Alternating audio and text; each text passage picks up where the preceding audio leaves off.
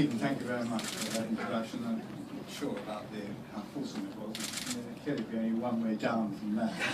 But I am very pleased to be here today because governance is one of my top priorities, because governors and clerks do an absolutely vital job, volunteering lots of your time and energy to improve standards in our schools. And it's a pleasure to be able to thank so many of you here this afternoon. All schools make two vital strategic decisions: who's the head and who sits on the governing body. But of course the governing body appoint the head. So I think governors are too often the unsung heroes of the education system, which is why these awards are so important. There can never have been a more important time in the recent history of our country to be engaged in education. More than ever before in this highly competitive world we live in, our future rests in the hands of our young people. And we all know that there are plenty of excellent schools in the country, many of whom are represented here today, but there are also many that have fallen behind and have allowed their pupils to fall behind. Last year, 140,000 children left primary school unable to read, write and add up properly, and nearly 250,000 left secondary school without the basic literacy and numeracy qualifications that employers demand. So if we're going to give our young people the opportunities they deserve, not to mention improving the well-being of our country as a whole, we have to improve the overall quality of our education substantially and fast. And of course one of the ways of doing this is to improve the quality of governance in our poorly performing schools, because as you all know, governors can affect significant change. They decide the strategy and the ethos of the school, they recruit the head and of course can get involved in recruiting many other members of the senior leadership team and other teachers. They hold the head to account on the progression of pupils, performance management of staff and on the finances. And I'm delighted that so much work is going on with the NGA and the National College and other bodies to help improve the quality of governance. Because although governance is a voluntary role, that does not mean it's an amateur one. It's a highly professional, highly responsible job, performing an absolutely critical role, and as of course you all know, an extremely rewarding one as well. But we know from Ofsted that where schools are not good, governance isn't often an area that requires improvement. And that's why Ofsted has increased its focus on governance. So there's quite a lot of work to do, and we hope that your example will bring all governing bodies up to your level.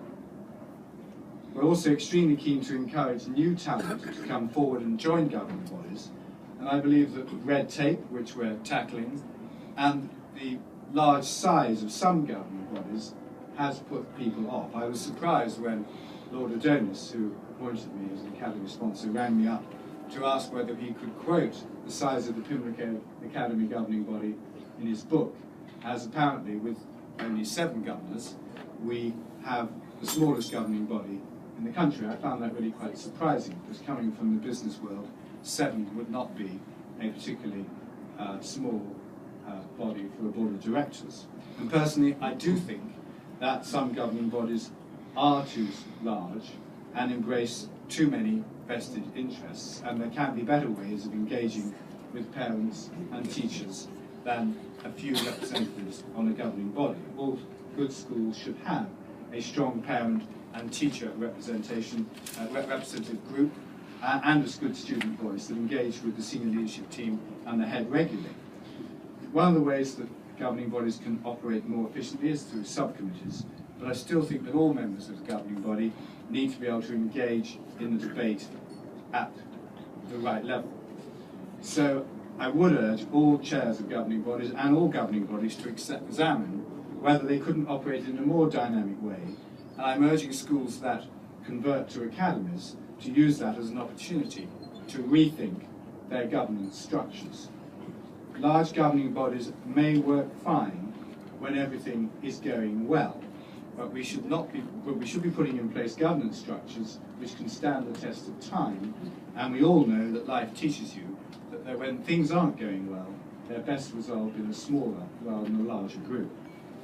And all too often, we see that schools that have been performing badly have large governing bodies of frankly insufficiently interested, talented or trained people making decisions which appear to be in the best interest of the adults rather than the children and young people, and that's something we simply can't tolerate.